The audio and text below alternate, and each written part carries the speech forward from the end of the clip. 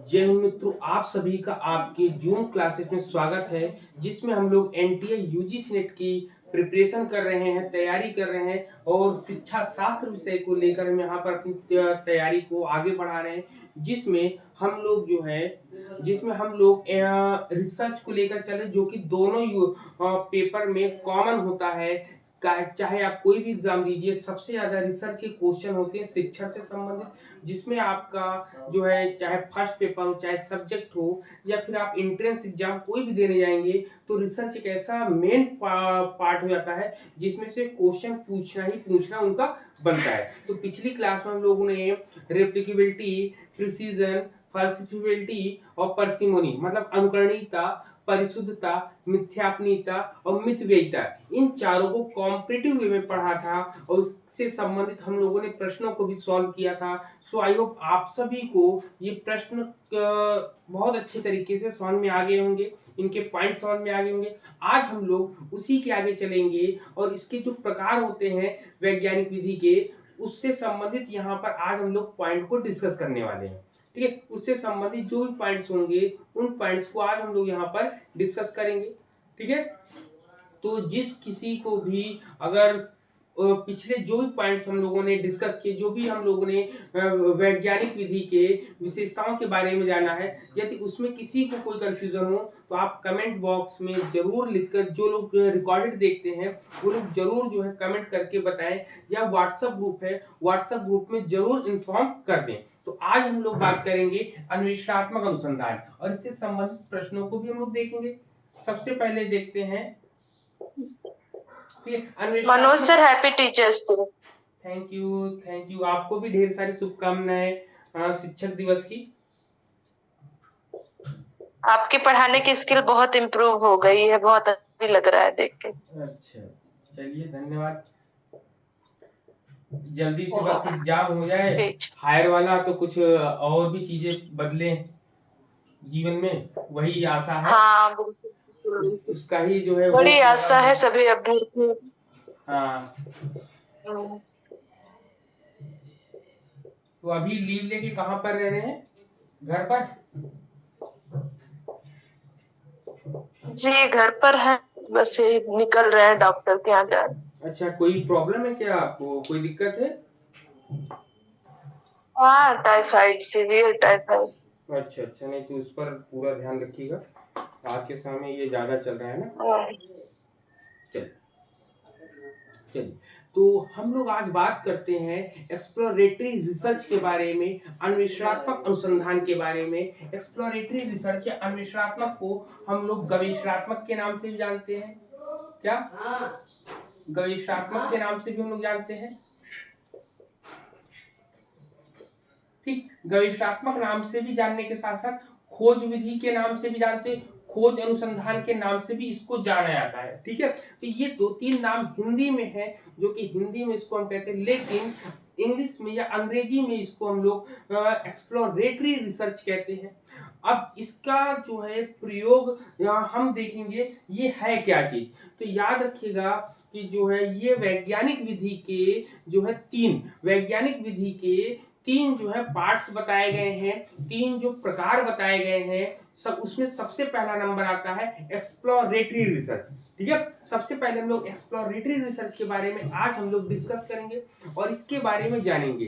तो ये कहा जाएगा कि इस प्रकार का अनुसंधान या ये अनुसंधान कैसा होता है, किस तरीके का होता है, इनका प्रयोग हम कहाँ पर करते हैं। तो इन सब प्रश्न जो है, ये सब प्रश्न आपके मन में अराइज हो रहेंगे, आपके मन में उठ रहे होंगे। तो चलिए इसकी जो है पहले स्टेप या पहली चीज में, पहले पॉइंट में हम लोग समझते हैं, जानते हैं कि कैसे किसी भी चीज को हम लोग समझ सकते हैं। क्योंकि पढ़ने का बहुत तरीके होते हैं, लेकिन हम लोगों को याद होना चाहिए कि जब कभी कोई पॉइंट हम लोग देखते हैं, सबसे पहले यह अन्वेषणात्मक अनुसंधान ये क्या होता है। तो इसको हम कहेंगे यह जो है किसी घटना को समझने, किसी पैटर्न को समझने या किसी विचारों परिकल्पनाओं की पहचान करने के लिए किया जाता है। तो अब प्रश्न आता है कि भाई क्यों हम करेंगे ये काम, ये तो और भी अनुसंधानों में किया जाता है। तो इसका उत्तर यहाँ पर ये मिलेगा कि अन्वेषणात्मक अनुसंधान का प्रयोग हम तब करते हैं जब कोई शोधकर्ता किसी समस्या का हल नहीं ढूंढ पाता है, जब कोई शोध कार्य कोई भी करता है रिसर्चर और उसकी या कोई भी समस्या होती है जिसका हल नहीं निकल पाता है, तो उसके लिए हम लोग अन्वेषणात्मक अनुसंधान एक्सप्लोरेटरी रिसर्च का हम लोग प्रयोग करते हैं। तो अब बात मन में बैठी कि भाई किसी घटना को समझने के लिए इसका मतलब कि गहराई से, क्योंकि जो भी समस्या का समाधान कर रहा होगा उसने ऑलरेडी कई चीजों कार्य कर चुका होगा, लेकिन उसकी समस्या हल नहीं हो रही है। तो जब हल नहीं हो रही तो दूसरा जो रिसर्चर आएगा वो क्या करेगा, वो डीप में जाएगा। जब डीप में जाएगा तो उसकी क्या प्रॉब्लम है उस चीज को जानने का प्रयास करेगा।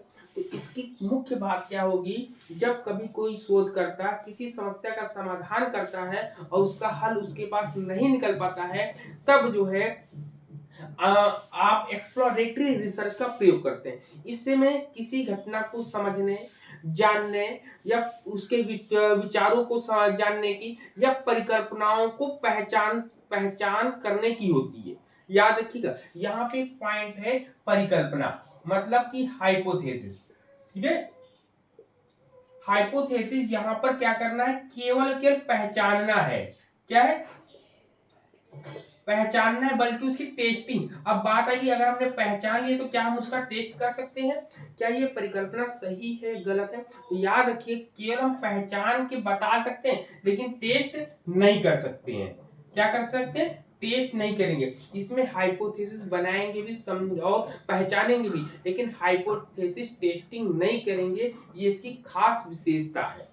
अभी आपको पता होगा हाइपोथेसिस जो है टेस्टिंग किस में नहीं होती है, क्वांटिटेटिव में या क्वालिटेटिव। अगर हम कहें रिसर्च के मुख्य रूप से वर्तमान समय में दो प्रकार के हम लोग पढ़ते हैं, वैसे तीन प्रकार के होते हैं। एक मात्रात्मक होता है, दूसरा गुणात्मक होता है और तीसरा मिश्रित होता है। तो यहाँ पर बात हुई कि ये मात्रात्मक है या गुणात्मक है।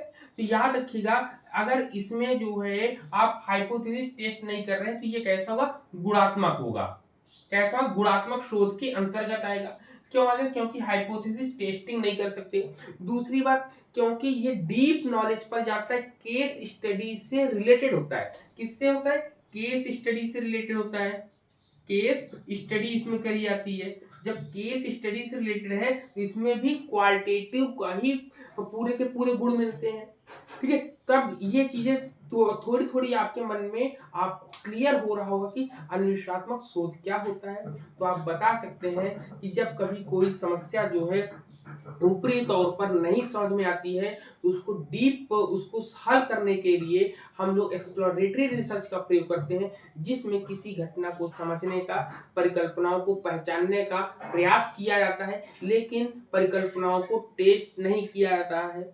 तब यह जो है विशेष रूप से और उपयोगी हो जाता है जब शोध का विषय नया हो या समस्या ठीक से ना समझ में आए। लाइन को ध्यान दीजिएगा, इसमें कहता है कि जब इस शोध की उपयोगिता तब और अधिक बढ़ जाती है, या तो शोध नया हो या फिर समस्या ठीक से समझी ना गई हो, तब हम इसका प्रयोग करते हैं। तो ये पॉइंट आपको क्लियर हो गया होगा। फिर इसमें कहता है कि इसमें लचीलापन होता है। क्या होता है, लचीलापन। ठीक है, और ये जो है जितनी भी विशेषताएं हम बताएंगे ये सब क्वालिटेटिव रिसर्च या कहेंगे क्वालिटेटिव रिसर्च मेन बड़ा होता है, इसके अंतर्गत एक्सप्लोरेटरी रिसर्च आता है। इसके अंदर ये क्वालिटी पाई जाती है लचीलेपन की, इसको बोलते हैं फ्लेक्सिबिलिटी। क्या बोलते हैं, फ्लेक्सिबिलिटी।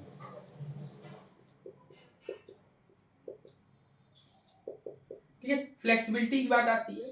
हर पॉइंट को आप लोग ध्यान से पढ़ेंगे, समझेंगे हम लोग, क्योंकि इससे संबंधित ही प्रश्न जो भी आपके 10 या 12 या 15 क्वेश्चन जो मैं तैयार किया हूं, इससे संबंधित ही प्रश्न आपके सामने आने वाले हैं। ठीक है, तो इसमें क्या कहता है कि अन्वेषणात्मक अनुसंधान एक लचीला अनुसंधान होता है, मतलब एक्सप्लोरेटरी रिसर्च इज फ्लेक्सिबल।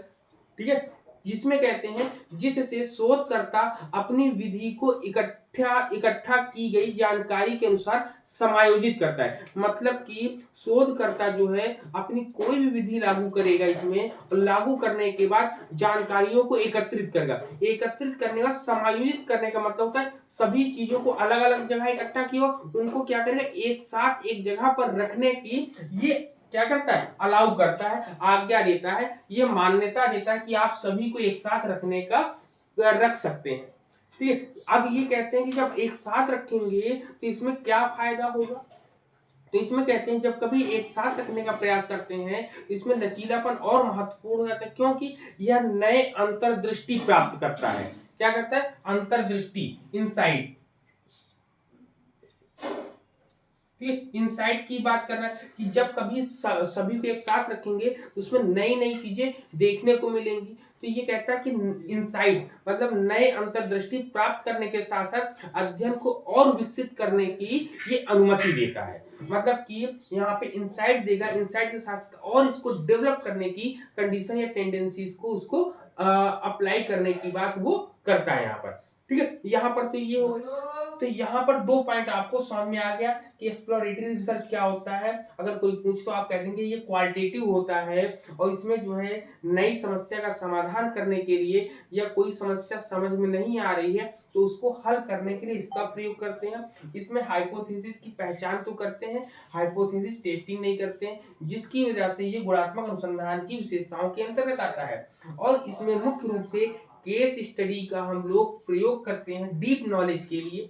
इसमें फ्लेक्सिबिलिटी होती है, फ्लेक्सिबिलिटी के दौरान हमें इंसाइट की बात पता चलती है। अगर हम बात करें कि अधिगम के अंतर्गत या मनोविज्ञान के अंतर्गत कि इंसाइट की थ्योरी किसने दी है, अंतर्दृष्टि का सिद्धांत किसने दिया है, तो हम सभी को पता होना चाहिए कि ये कोहलर महोदय ने दिया है। ठीक है, जो कि ये गैस्टाल्ट संप्रदाय के थे, उसमें से उन्होंने कोहलर ने इंसाइट थ्योरी दी थी जो कि मनोविज्ञान में बहुत ज्यादा प्रसिद्ध है। ठीक है, ये पॉइंट हम लोगों ने डिस्कस कर लिया। फिर इसमें आता है कि इसमें कहते हैं कि परिभाषाओं की बात करते हैं। तो इसमें परिभाषाएं अगर इसकी बात करें कि व्यापक, कहते हैं व्यापक समस्या की परिभाषा, कहते हैं ब्रॉड प्रॉब्लम डेफिनेशन। कहते हैं जब समस्या स्पष्ट रूप से परिभाषित नहीं होती है। ठीक है, कहते हैं कि when a problem is not clearly defined, जब समस्या स्पष्ट रूप से परिभाषित नहीं होती है तो अन्वेषणात्मक अनुसंधान अक्सर अनुसंधान की प्रक्रिया का पहला कदम होता है। क्या कहता है, exploratory research is often the first step in the research process. याद रखिएगा क्या है ये, मतलब पहला प्रोसेस, पहली प्रक्रिया कहलाती है। कहता है कि द फर्स्ट, ठीक है, द फर्स्ट स्टेप, ठीक है, द फर्स्ट स्टेप इन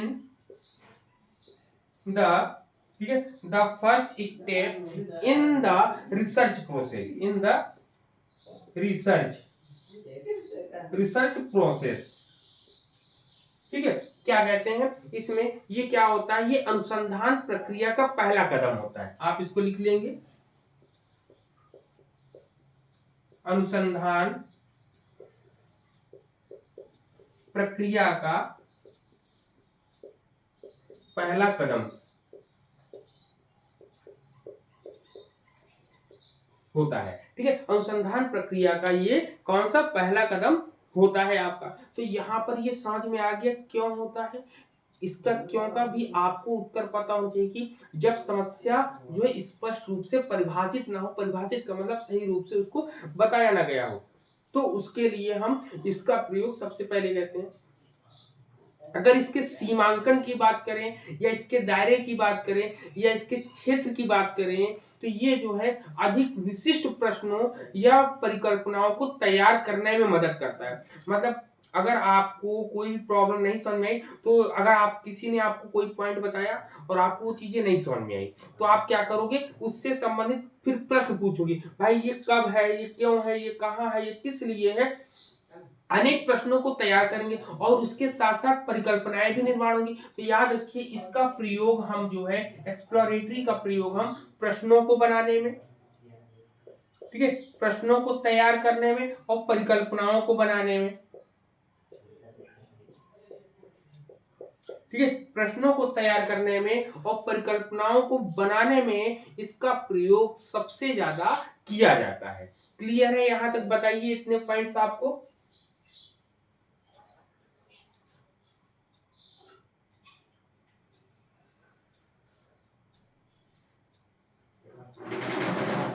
ठीक है, क्लियर है। अब हम लोग चलते हैं आगे के पॉइंट में, इसको साफ करके आगे और भी चीजें पॉइंट को हम लोग डिस्कस करेंगे, या इसी में हम लोग देखते हैं। ठीक है, इसी में हम लोग देख लेते हैं और भी पॉइंट। इसमें और क्या कहता है, इसमें कहता है कि इंसाइट, अंतर्दृष्टि प्राप्त करना। मैंने भी बताया ना, गेनिंग इंसाइट की बात करेगी कि अंतर्दृष्टि इसमें कैसे प्राप्त कर सकते हैं, कैसे इसमें पता चलता है कि हमें नई नई नई जानकारियां प्राप्त हो रही। तो कहते हैं अन्वेषणात्मक अध्ययन का मुख्य उद्देश्य होता है किसी घटना की गहरी समझ प्राप्त करना। याद रखिए, ये लाइन आपको क्वेश्चन में लिख कर आएगी कि जो है कौन से अनुसंधान का मुख्य उद्देश्य किसी घटना की गहरी समझ प्राप्त करना होता है। ठीक है, तो इसमें कहते हैं कि अन्वेषणात्मक अनुसंधान ऐसा अनुसंधान होता है जिसका मुख्य उद्देश्य होता है किसी घटना की गहरी समझ प्राप्त करना, नई अंतर्दृष्टि उत्पन्न करना और ऐसे प्रश्न पूछना जो आगे की जांच की ओर ले जा सकता हो। ठीक है, क्या करता है, जो आगे की जांच की ओर ले जा सकता है उसी को हम लोग अंतर्दृष्टि प्राप्त करना कहते हैं। ठीक है, जब नए दृष्टि को, जब नई चीजों को आप सोचेंगे, अंतर्दृष्टि आपके अंदर आएगी, तो आप नए नए विचार आपके अंदर आएंगे, नए नए पॉइंट्स आपके अंदर अराइज होंगे, नए नए पॉइंट्स को आप क्या करोगे, मेजर करोगे, चेक करोगे। तो इस वे में पूरा का पूरा एक्सप्लोरेटरी रिसर्च के बारे में हम लोगों ने बात करी। अब इसमें हम कह सकते हैं, अब छोटी छोटी पूरी रूपरेखा अगर हम तैयार करें तो कह सकते हैं कि अन्वेषणात्मक अनुसंधान जो होता है किसी विषय का प्रारंभिक रूप से अध्ययन करने और उसे समझने का प्रयास करता है। कहते हैं exploratory research tries to understand a subject of study in a preliminary, ठीक है, प्राइमरी, ठीक है, प्राइमरी वे या प्रिलिमिनरी वे की बात करते हैं, मतलब कि प्रारंभिक समझ जो है हमारे अंदर अराइज करता है, उत्पन्न करता है। फिर कहते हैं कि अन्वेषणात्मक कार्य जो होता है, अन्वेषणात्मक कार्य के लिए अनुसंधान डिजाइन जो है आमतौर पर अध्ययन किए जाने वाले विषय के एक छोटे चयन के, इस लाइन को नोट करिएगा कि छोटे चयन के प्रत्यक्ष अवलोकन पर निर्भर होता है। ठीक है, छोटे चयन पे, कोई बड़ा ब्रॉडर नहीं, छोटे चयन के प्रत्यक्ष अवलोकन पर निर्भर करता है। ठीक है, इसको हम आपको वो पॉइंट को नोट डाउन करना है। कह रहा है कि किसी विषय, कोई विषय हो तो विषय के एक छोटे, कहते हैं एक छोटे, ठीक है, लिखेंगे एक छोटे चयन के, एक छोटे चयन के लिखेंगे एक छोटे चयन के, ठीक है, चयन के प्रत्यक्ष अवलोकन पर, एक छोटे चयन के प्रत्यक्ष अवलोकन पर निर्भर करता है, निर्भर करता है। अब चयन भी करेंगे क्या, किसी विषय से ही तो चयन करेंगे, तो विषय जो है ऑटोमेटिक इसके अंदर समाहित है, मतलब किसी विषय के एक छोटे चयन के प्रत्यक्ष अवलोकन पर यह निर्भर करता है। जैसे हम ये मान लें कि संसार में जितने भी पीने वाले हैं उन पीने वालों के व्यवहार का अध्ययन करना है, जो ड्रिंक करते हैं, तो ड्रिंक करने वालों के व्यवहार का अध्ययन करना है, तो एक छोटा सा पार्ट हम लेंगे, उससे संबंधित चीजों को हम लोग जानने का प्रयास करेंगे। तो इसमें क्या होता, जब ऐसी चीजों का हम प्रयोग करेंगे तो उस समस्या में, तो ऐसे में उद्देश्य क्या होता है, उद्देश्य होता है समस्याओं को अधिक सटीक रूप में सूत्रबद्ध करना, या अवधारणाओं को स्पष्ट रूप करना, या स्पष्टीकरण एकत्र करना, या अंतर्दृष्टि प्राप्त करना, या अव्यावहारिक विचारों को समाप्त करना। जो इनके लिए, जो ड्रिंकर जो होते हैं, ड्रिंकर के लिए जो भी कंसेप्ट बने हैं इस संसार में, उस कंसेप्ट को जानने का प्रयास करना। ठीक है, तो इसमें इतनी चीजों के बारे में हम लोग यहाँ पर डिस्कस करते हैं। अब बात आती है कि जब इसके बारे में हम लोग कोई भी कार्य करने जाते हैं तो इसमें क्या क्या चीजें ध्यान देनी पड़ती है। तो याद रखिएगा, इसमें साहित्यिक अनुसंधान की बात करते हैं। क्या करते हैं, साहित्यिक अनुसंधान की बात करते हैं। क्या होता है साहित्यिक अनुसंधान,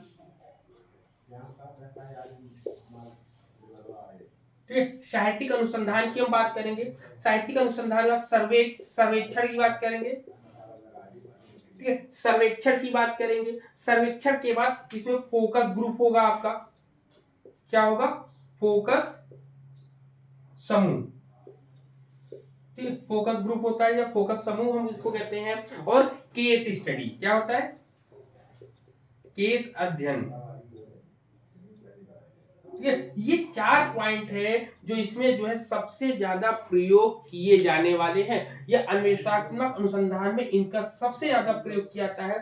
लेकिन अगर आपसे कोई कहे कि चलिए मान लिया कि चारों प्रयोग किया जाते, लेकिन इनमें सबसे इंपॉर्टेंट क्या होता है, पहले नंबर पे अगर आप रखना चाहोगे तो किसको रखना चाहोगे, तो केस स्टडी इसमें सबसे इंपॉर्टेंट पॉइंट होता है, क्योंकि केस स्टडी के अंतर्गत ही हम लोग गहराई से किसी भी चीज के बारे में समझ उत्पन्न करते हैं, ठीक है। लेकिन इसमें एक महत्वपूर्ण पॉइंट इन्होंने क्या बताया, इन्होंने कहा है कि एक्सप्लोरेटरी रिसर्च में जो होता है, इसमें जो है अनुसंधान परिकल्पना विकसित तो की जाती है, लेकिन उसका परीक्षण करने का प्रयास नहीं किया जाता है। याद रखिए, परिकल्पना विकसित करेंगे यहाँ पे, या ये लाइन लिख लीजिएगा, लिखेंगे परिकल्पना,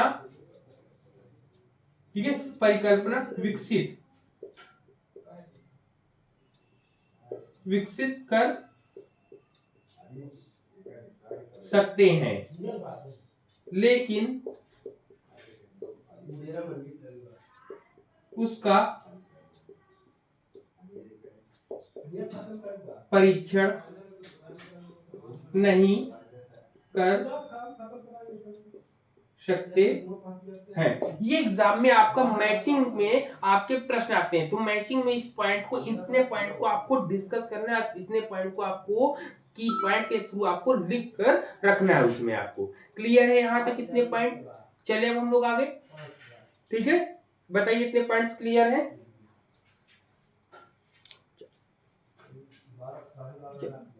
ठीक है, तो चलिए अब हम लोग चलते हैं नेक्स्ट पॉइंट पे। इसमें अब हम लोग और देखेंगे नेक्स्ट पॉइंट आगे, इसमें अब हम लोग देखते हैं पर्पस की बात, कि इसके उद्देश्य क्या होते हैं। सबसे पहले हम बात करेंगे पर्पस की बात, ठीक है, पर्पस की बात। पर्पस में क्या होता है, उद्देश्य। तो इसके उद्देश्य हम लोग ने पहले ही देख लिए हैं, इसके मुख्य उद्देश्यों के बारे में हम लोगों ने पढ़ा है।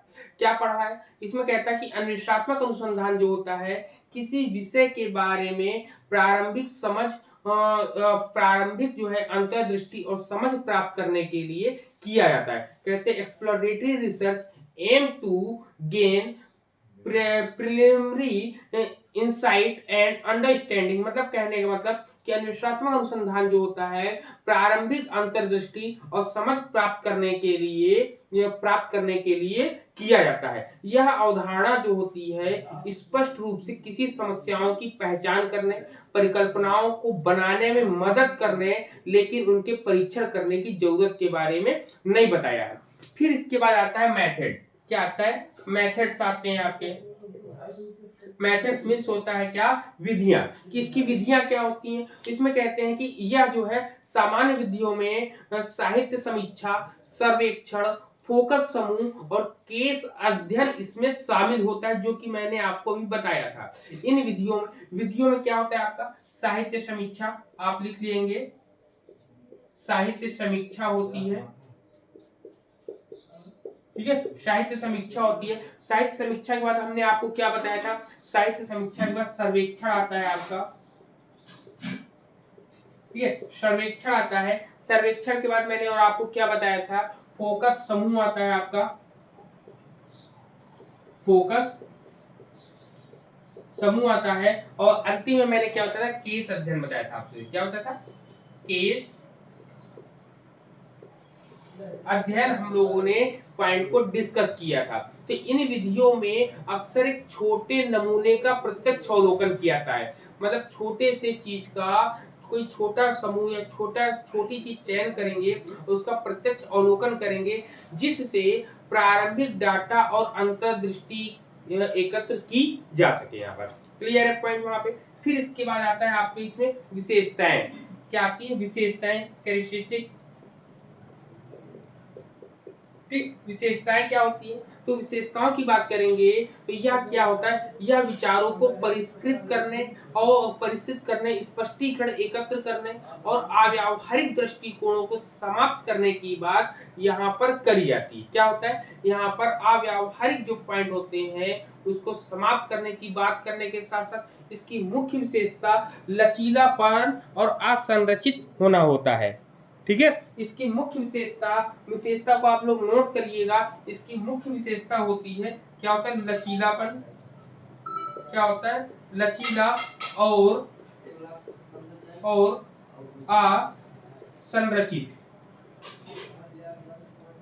ठीक, असंरचित होता है, एक ऐसा होता है, ये लचीला होता है और असंरचित होता है, आपका अनस्ट्रक्चर्ड होता है आपका। ठीक है, फ्लेक्सिबल एंड अनस्ट्रक्चर्ड ये होता है आपका। क्लियर ये दो पॉइंट। फिर इसके आ जाता है आपका आउटकम्स। इसमें आउटकम्स क्या आता है, आउटकम्स की बात करेंगे तो आउटकम में क्या होता है, कहता है कि अन्वेषणात्मक अनुसंधान का मुख्य परिणाम परिकल्पनाओं और समझ का विकास करना होता है। ठीक है, ना कि निश्चित उत्तर या निष्कर्ष। ये निश्चित उत्तर या निष्कर्ष नहीं देता है, बल्कि परिकल्पनाओं का निर्माण करने और समझ का विकास करने के लिए इसका प्रयोग मुख्य रूप से किया जाता है आपका। क्लियर है पॉइंट यहाँ पर। अब यहाँ पर हम कहेंगे इसके उपयोग के बारे में कि अब इसको कहा जाएगी आपसे, आप कहेंगे कि सर इसके जो है इसका कोई एग्जाम्पल आप सेट करो। तो एग्जाम्पल, चलिए हम लोग एग्जाम्पल के बारे में बात करते हैं, जिसमें कहते हैं कि सोशल मीडिया उपयोग में नए रुझानों का अध्ययन करना। जैसे एक पॉइंट मेरा कि सोशल मीडिया जो है, सोशल मीडिया उपयोग में नए रुझानों का अध्ययन करना है। तो इसमें कैसे करेंगे, तो कहते हैं कि यह शोधकर्ता, कहते हैं कि एक शोधकर्ता यह समझने के लिए कि लोग नए सोशल मीडिया प्लेटफॉर्म का कैसे उपयोग कर रहे हैं उनका अवलोकन कर सकते हैं, या ट्रेडर्स या उपयोगकर्ता व्यवहार को समझने के लिए फोकस ग्रुप या सर्वेक्षण कर सकते हैं, जिसमें बिना किसी विशेष परिकल्पना के इसका प्रयोग हम कर सकते हैं। तो ये पहला रहा सोशल मीडिया के बारे में। दूसरा हम लोग पॉइंट डिस्कस करते हैं जिसमें कहते हैं कि नए उत्पाद के लिए, क्या कहते हैं, नए उत्पाद के लिए उपभोक्ता प्राथमिकताओं का पता लगाना। क्या कह रहा है कि exploring consumer preference for a new product. कहता है कि नए उत्पाद के लिए उपभोक्ता प्राथमिकताओं का पता लगाना, मतलब जो नए नए प्रोडक्ट्स आते हैं मार्केट में उसको खरीदने के लिए कितने लोग होते हैं ना, वो कंपनी कहते हैं कि एक कंपनी जो होती है नए उत्पाद को, नए प्रोडक्ट को लॉन्च करने से पहले उपभोक्ता प्राथमिकताओं को समझती है कि भाई आज के लोगों की नीड क्या है, उनकी नीड के अकॉर्डिंग कोई भी प्रोडक्ट को तैयार करना, उनकी डिमांड के अकॉर्डिंग प्रोडक्ट को तैयार करना ही आपका ये पॉइंट कहलाता है। तो इसमें भी हम लोग क्या एक्सप्लोरेटरी रिसर्च का हम लोग प्रयोग कर सकते हैं। इसमें क्या करते हैं, इसमें हम एक छोटे समूह, एक छोटे फोकस ग्रुप को लेते हैं, जिसमें हम लोग क्या करते हैं, इंटरव्यूज करते हैं, केस स्टडीज करते हैं, मतलब साक्षात्कार करते हैं, या तो फिर हम केस स्टडी इसमें शामिल करते हैं, जिसमें उत्पाद के प्रति संभावित प्रतिक्रियाओं को समझने में ये क्या करती, हमारी मदद करती है। क्लियर, हमारी क्या करती, मदद करती है।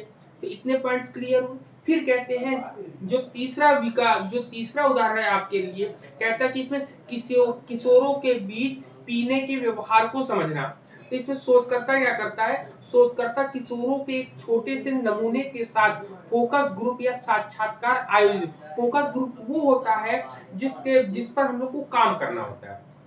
तो उसमें से कोई एक छोटा नमूना लेंगे, उसमें उनके साथ क्या करेंगे, एक इंटरव्यू जो है करेंगे, आयोजित करेंगे, एक साक्षात्कार आयोजित कर सकते हैं, जिससे यह पता चल सके कि पीने की आदत को प्रभावित करने वाले कारक कौन कौन से हैं। तो इसमें क्या होगा, तो यह प्रारंभिक अनुसंधान समझने में मदद करता है कि कुछ व्यवहार क्यों होते हैं, कि बच्चे जो है एडिक्टेड की तरफ क्यों चले जाते हैं, ड्रिंकिंग की तरफ क्यों जाते हैं। ठीक है, तो उससे कई रिसर्च में भी पता चला है कि आजकल का जो सिलेबस है, आजकल की जो एजुकेशनल पॉलिसी है, वो काफी हद तक बच्चों को प्रभावित करती है, उन पर काफी जो है दबाव डालने का प्रयास करती है, उनको फ्रीडम नहीं देती है। इसलिए स्ट्रेस को दूर करने के लिए वो इन लोगों इसका सहारा लेते हैं। क्लियर है पॉइंट यहाँ पर? इतने पॉइंट्स क्लियर हो गए, मे बी क्लियर है। अब इसके बाद हम लोग जानेंगे कि ये जो है ये इसका क्वालिटेटिव से क्या रिलेशन है। चलिए इसके बारे में हम लोग डिस्कस करते हैं। ये क्वालिटेटिव से गुणात्मक अनुसंधान से क्यों संबंधित है, इसमें गुणात्मक अनुसंधान, गुणात्मक डाटा का प्रयोग हम क्यों लेते हैं, कैसे लेते हैं, इसके बारे में भी हम लोग डिस्कस करेंगे। क्लियर? चलिए, अक्सर जो है एनटीए यूजी सेट में अक्सर इसके जब मैचिंग करने को आता है तब पूछा जाता है कि ये गुणात्मक अनुसंधान है या मात्रात्मक अनुसंधान है। याद रखिएगा, अन्वेषणात्मक अनुसंधान में, एक्सप्लोरेटरी रिसर्च में क्वालिटेटिव डाटा कलेक्शन होता है। क्या होता है?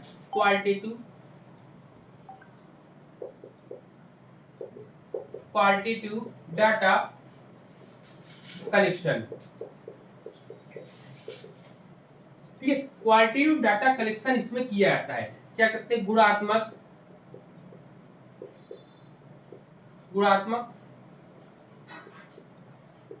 आंकड़ा, ठीक है, गुणात्मक आंकड़ा संग्रह। ये क्या होता है इसमें क्या होता है? गुणात्मक आंकड़ा संग्रह की बात इसमें करते हैं। कहते हैं अन्वेषणात्मक अनुसंधान में सामान्यतः गुणात्मक आंकड़ा संग्रह तकनीक का उपयोग करते हैं। क्या है ये एक टेक्निक है। याद रखिए, ये क्या है आपकी? एक टेक्निक है आपकी। तकनीक क्या बोलते हैं? तकनीक, जिसको बोलते हैं टेक्निक। ठीक है, क्या बोलते हैं इसको? टेक्निक बोलते हैं। टेक्निक का उपयोग किया जाता है क्योंकि इसका मुख्य उद्देश्य किसी समस्या या घटना के प्रारंभिक पहलुओं को समझना होता है। ठीक है, किसी क्या कहते हैं, 2 सेकंड, थोड़ा धीरे बोलो, थोड़ा धीरे, रिकॉर्डिंग में जाता है ना।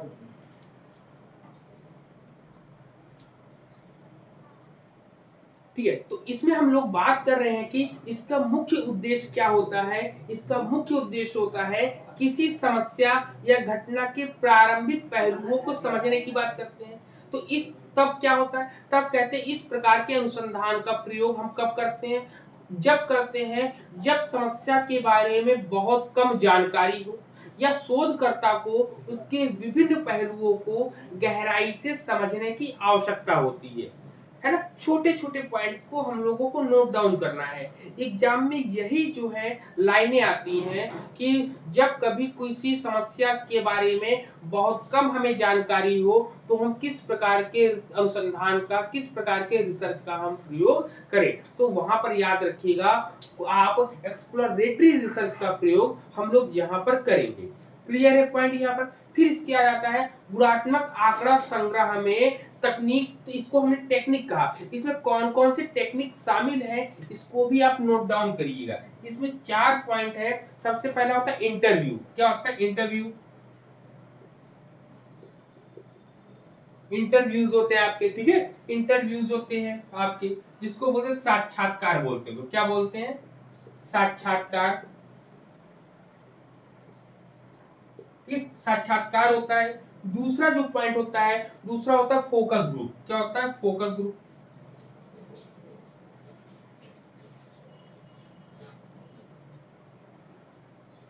फोकस ग्रुप जिसको बोलते हैं फोकस समूह। ठीक है, फोकस समूह होता है आपका। फिर तीसरे पॉइंट में हम बात करेंगे। तीसरा क्या होता है? तीसरा होता है केस स्टडी। क्या होता है? तीसरा होता है केस स्टडी। केस स्टडी, ठीक है, केस स्टडी होता है जिसको केस अध्ययन बोलते हैं। केस अध्ययन होता है आपका। ठीक है, और चौथा पॉइंट क्या होता है? चौथा पॉइंट होता है आपका ऑब्जर्वेशन। क्या होता है? ऑब्जर्वेशन। ऑब्जर्वेशन होता है आपका, जिसको बोलते हैं प्रेक्षण। एक प्रेक्षण होता है आपका। अब इसको वन बाय वन हम लोग चलिए डिस्कस भी कर लेते हैं। वन बाय वन में सबसे पहले क्या होता है? इंटरव्यूज होता है या साक्षात्कार होता है। इसमें कहता है कि व्यक्तिगत या समूह के सवाल, क्या कहता है? कहता है कि व्यक्तिगत या समूह के सवाल जवाब करके विस्तृत जानकारी इकट्ठा करी जाती है। अब आप इंटरव्यूज लेने जाते हो, इंटरव्यू का मतलब होता है किसी से साक्षात्कार का मतलब होता है व्यक्तिगत रूप से या समूह में उनसे सवाल और जवाब उनसे जानना। जैसे आपने सवाल किया फिर उनके जवाब आपको मिले, उसको आपने नोट डाउन कर लिया, कहीं पर लिख लिया, तो ये इंटरव्यूज होता है। फोकस ग्रुप क्या होता है? फोकस ग्रुप होता है कि एक छोटे समूह के लोगों से एक विशेष प्रकार की विषय पर चर्चा करके उनके अंदर जो भी समझ है उसको निकालने का प्रयास करते, उनको समझने का प्रयास करते कि एक छोटा समूह क्या सोचता है किसी के बारे में। अब जैसे इस समय बहुत ज्यादा ट्रेंड में जो चल रहा है, बहुत ज्यादा जो है लगातार चल रहा है, जातिवाद पर जो है, जातियों पर बहुत ज्यादा चर्चाएं हो रही हैं, जिसमें हम एक छोटे से समूह को लेकर उनकी छोटे-छोटे समूहों की जानकारी लेकर उनसे हम जान सकते हैं कि वो क्यों कोई जाति के विरोधी है, कोई जात का पक्षधर है। मतलब यहाँ पर जो वेटेज मिलता है उस पर है कि यहाँ पर जो आरक्षण मिलता है, आरक्षण पर सभी की क्या मानसिकताएं हैं, क्या उदाहरण है। कुछ लोग कहते हैं कि जनरल कैटेगरी वालों को जो है आरक्षण नहीं मिलता है, तो भाई आरक्षण खत्म कर देना चाहिए। क्यों? क्योंकि वो बड़ी मेहनत करके आते हैं, अच्छे नंबर लेकर आते हैं, फिर भी उनको जो है उस पद के लिए हटा दिया जाता है। वहीं जो है दूसरा जो है अदर कैटेगरी के जो लोग आते हैं, जो जनरल में नहीं बिलोंग करते, वो लोग कहते हैं कि हम लोग सदियों से प्रताड़ित हुए हैं और हमको जो है वेटेज मिलना चाहिए, क्योंकि हमारी शिक्षा सामान्य वर्ग की शिक्षा के समतुल्य नहीं होती है। तो ऐसे में जो है एक फोकस ग्रुप लेते हैं, वहां पे अध्ययन करते हैं, तब जाके हमें पता चलता है कि क्या बात सही है और क्या बात गलत है। क्या जो जनरल कैटेगरी के लोग हैं, क्या उनको जो है आरक्षण मिलना चाहिए? क्या other SC, ST, OBC minority है, क्या उनको आरक्षण मिलना चाहिए? तो ये जो है ना हम तय करेंगे, ना आप तय करेंगे। ये जो है हमारे देश की शिक्षा तय करेगी, शिक्षा का स्तर तय करेगा, यहाँ के रहने वाले लोगों की संख्या के आधार पर तय होगा कि इसका जो है जनगणना हो, जातिगत जनगणना हो। आप देखिए जितने भी उच्च पदाधिकारी हैं, वहां पर कितने जो है एससी बैठे हैं, कितने ओबीसी बैठे हैं, कितने आपके माइनॉरिटीज बैठे हैं, कितने जनरल कैटेगरीज के बैठे हैं। लेकिन सामान्यतः ये देखा जाता है कि जितने बड़े पद होते हैं उसमें बड़े अर्थात सामान्य वर्ग के लोग ही बैठते हैं, या हम कह सकते हैं सामान्य वर्ग के लोग योग्य हैं, इसलिए वो वहां पर बैठे हुए। तो अगर वो लोग सामान्य हैं, अगर बैठे हैं तो कुछ अच्छा काम करते हैं। सभी लोग अच्छा काम करते हैं, क्योंकि कोई भी पद की गरिमा को नहीं गिराता है। हाँ, लेकिन मौका और लोगों को भी मिलना चाहिए, सभी को मौका मिलना चाहिए, सभी को अपनी योग्यता प्रदर्शित करनी चाहिए। क्लियर है? तो यहाँ पर जो है जब हम लोग इस पर बहुत बड़ी चर्चा है, उस पर चर्चा सब लोग कहते हैं कि ऐसी चर्चाओं से बचना चाहिए। हम तो कहते हैं ऐसी चर्चाओं से बचना नहीं चाहिए, ऐसी चर्चाओं को खुले तौर पर करना चाहिए। दोनों समूह आए, दोनों समूह आमने-सामने बैठे और दोनों चर्चाएं करें कि क्यों आरक्षण मिलना चाहिए, क्यों आरक्षण नहीं मिलना चाहिए। ठीक है? इस पर कोई लड़ाई झगड़े की बात नहीं, बस मुद्दा है बहस की। बहस में आप अपनी बातों को साबित करो, चीजों को रखो सामने कि आज आप भी जाओ, आप एक ग्रामीण क्षेत्र में जाओ, तो ग्रामीण क्षेत्र में दोनों प्रकार की जातियां आपको दिखाई देंगी, दोनों प्रकार की जातियां वहां पर रहेंगी। तो आप देखिए सामान्य वर्ग के लोग घर वालों की क्या है कंडीशन, और निम्न घर के जो लोग हैं एससी, एसटी, ओबीसी वालों के घर की क्या कंडीशन है, तो वहां से आपको पता चल जाएगा। जमीनी तौर पे जब आप किसी भी चीज को देखोगे, ऊपरी तौर पे जब आप देखोगे, तो ऊपरी तौर पे तो सब कुछ अच्छा अच्छा दिखता है, लेकिन जब उसके थोड़ा सा डीप में जाओगे, एक्सप्लोरेटरी रिसर्च करोगे, तब आपको पता चलेगा वास्तविकता क्या है। ठीक है? तो ये मुद्दा अच्छा मुद्दा है और इस मुद्दे से कभी भागना नहीं चाहिए, इस मुद्दे पर डिस्कस करना चाहिए, बहस करना चाहिए, डिबेट करना चाहिए। ठीक है? क्या सही है, क्या गलत है, सब चीजें सामने आएंगी। तो ऑब्जर्व ये एक्सप्लोरेटरी रिसर्च के अंतर्गत हम लोग इसको बड़ी आसानी से समझ सकते हैं, बता सकते हैं, जान सकते हैं। फिर इसके बाद करते हैं इसके गुणात्मक आंकड़ा संग्रह के बारे में। कह सकते हैं कि अन्वेषणात्मक अनुसंधान में गुणात्मक आंकड़ा संग्रह जो है बहुत उपयोगी होता है। तो आप पूछोगे क्यों उपयोगी होता है? क्योंकि यह बहुत लचीला होता है, बहुत फ्लेक्सिबल होता है और शोधकर्ता को गहरे सवालों के उत्तर खोजने में मदद करता है। ठीक है, क्योंकि गुणात्मक विधियों से इकट्ठा किया गया आंकड़ा, ठीक है, डेटा जो है शोधकर्ता को समस्या की विभिन्न संभावनाओं और आयामों को समझने में मदद करता है, जिससे वह आगे के अनुसंधान में परिकल्पनाएं या सिद्धांत विकसित कर सकता है। क्लियर है पॉइंट? यहाँ पे ये पॉइंट क्लियर हो गया। फिर कहता है कि इसकी तुलना में मात्रात्मक जो है क्वांटिटेटिव डाटा कलेक्शन होता है, इसका उपयोग ज्यादातर तब होता है जब शोधकर्ता पहले से परिकल्पना तैयार कर चुका होता है। देखिए, क्वांटिटेटिव और क्वालिटेटिव में डिफरेंस। क्वालिटेटिव में हम लोग हाइपोथेसिस बनाते तो हैं, लेकिन पहले से जो है उसके बारे में कुछ नहीं होता। जबकि क्वांटिटेटिव में कहता है कि इसका क्वांटिटेटिव जो है डाटा कलेक्शन का उपयोग कब करते हैं? तब करते हैं जब जो है उपयोग ज्यादातर इसका तब होता है जब शोधकर्ता पहले से हाइपोथेसिस को बना चुका होता है और उसे संख्या या आंकड़ों के माध्यम से परीक्षण करने की आवश्यकता होती है। ठीक है, जबकि अन्वेषणात्मक अनुसंधान में समस्या की प्रारंभिक स्थिति की पहचान करी जाती है, उस पर उसके समझ पर जोर दिया जाता है। इसीलिए क्वालिटेटिव डाटा कलेक्शन अधिक उपयुक्त माना जाता है, इसको एक्सप्लोरेटरी रिसर्च के लिए। आपका क्लियर? एक्सप्लोरेटरी रिसर्च के लिए बहुत ज्यादा महत्वपूर्ण माना जाता है। चलिए, अब इस क्लास के बाद जो है आपको क्वेश्चन पेपर सॉल्व कराए जाएंगे, जो कि YouTube पर लाइव होगा। तो जो लोग इस वीडियो को देखें उस क्वेश्चन पेपर को भी आप लोग जरूर देखिएगा। इसको आज की डेट में ही इनके क्वेश्चन को आपके सामने लाया जाएगा। क्लियर है? चलिए, हाँ, अब हम लोग मिलेंगे कल नेक्स्ट क्लास में नई ऊर्जा के साथ, नई एनर्जी के साथ। चलिए, कल मिलते हैं सभी को। और आज का दिन ढेर सारी शुभकामनाएं। आज शिक्षक दिवस है, लेकिन शिक्षक दिवस है इसके बारे में मंथन करना चाहिए कि शिक्षक दिवस आज है तो क्यों है, किस लिए है, किसकी वजह से मनाया जा रहा है, शिक्षकों को सम्मान जो दिया जा रहा है ये किनकी वजह से है, उनको भी नमन है, उनको भी आदर है, उनकी भी जय जयकार है। चलिए, तो मिलते हैं हम लोग नए वीडियो में, नई क्लास में। तब तक के लिए सभी को जय हिंद।